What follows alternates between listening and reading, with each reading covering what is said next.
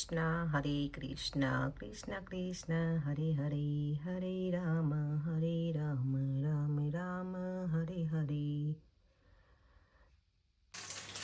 Good morning, જય શ્રી કૃષ્ણ, જય સ્વામિનારાયણ. આજે તો મંગળવારની મોર્નિંગ સરસ મજાની થઈ ગઈ છે.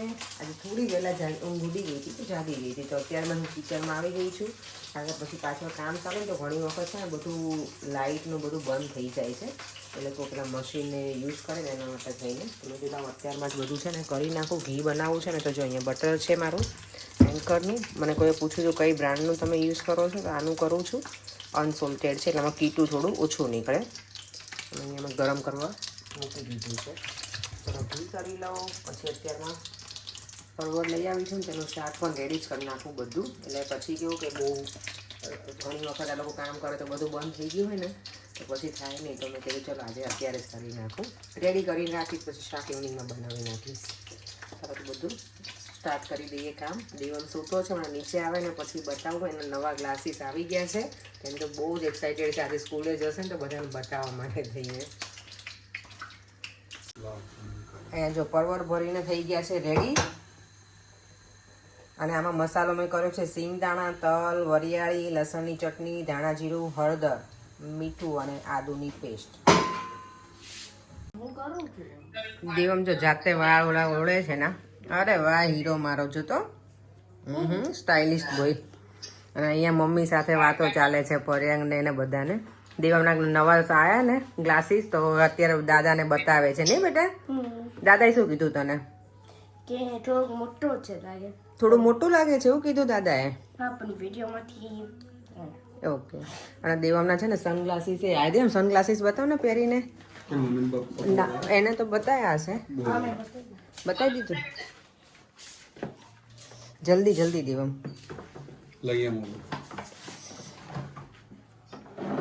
જો દેવમના સનગ્લાસીસ એ સરસ આયા છે. એ નંબર વાળા સનગ્લાસીસ. આવું કોને ફેસિલિટીઝ મળે હે ગટુડીને? એ આજે વધારે એક્સાઇટેડ છે કે સ્કૂલમાં બધાને બતાવવા માટે. યા આઈ નો. ઓય હોય બાપુ, જતા ગટુડી મસ્ત લાગે છે દેવમ. બહુ મસ્ત લાગે છે બેટા.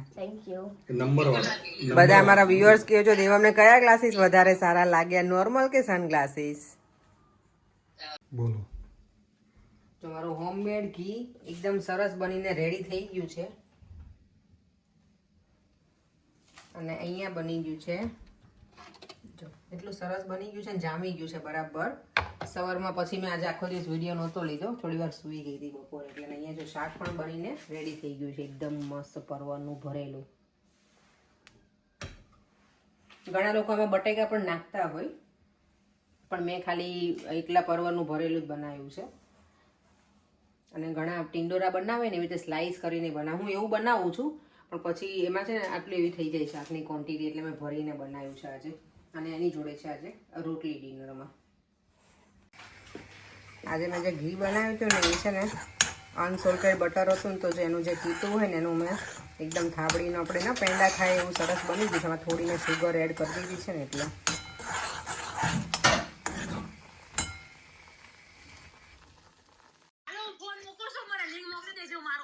કેમ તાર આટલો બધો મોટો વહીવટ છે? કેમ ફોન મૂકો? નક્કી તો કરી લે. મારે તો આવવા નહીં તો હું આવી ગઈ છું અંદર.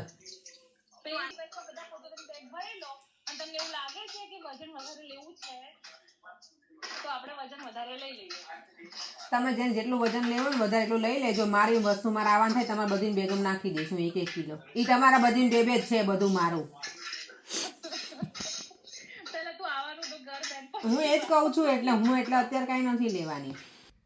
ચાલો જો અત્યારે 10:30 થઈ ગયા. હવે બધી ફ્રેન્ડ્સ ભેગી થઈ હતી ને, વિડીયો કોલ ગ્રુપ કોલ કર્યો હતો. વિડીયો કોલ તો ક્યારના એટલા બધા ગપાટ જે વાત કરવાની હોય એ ના કરીએ, અને બીજી બધી એટલી બધી અમે શું કહેવાય વાતો કરીને, તો અત્યારે 10:30 થઈ ગયા. કલાક ઉપર અમે ફોન ચલાવ્યો બધાએ. મજા આવી. ક્યારેક જ અમે આવી રીતે ફોનમાં તો એક ઇન્ડિવિજ્યુઅલ પર્સન સાથે વાત કરતા હોઈએ, પણ ગ્રુપ કોલ ઓછો કરતા હોઈએ. ચાલો સુવાનો ટાઈમ થઈ ગયો છે. મને તો ઊંઘે એટલી આવે છે આજે, આખો દિવસ ઊંઘ જ કરી છે અત્યારે. એટલી બહુ ઊંઘ ચડી મને.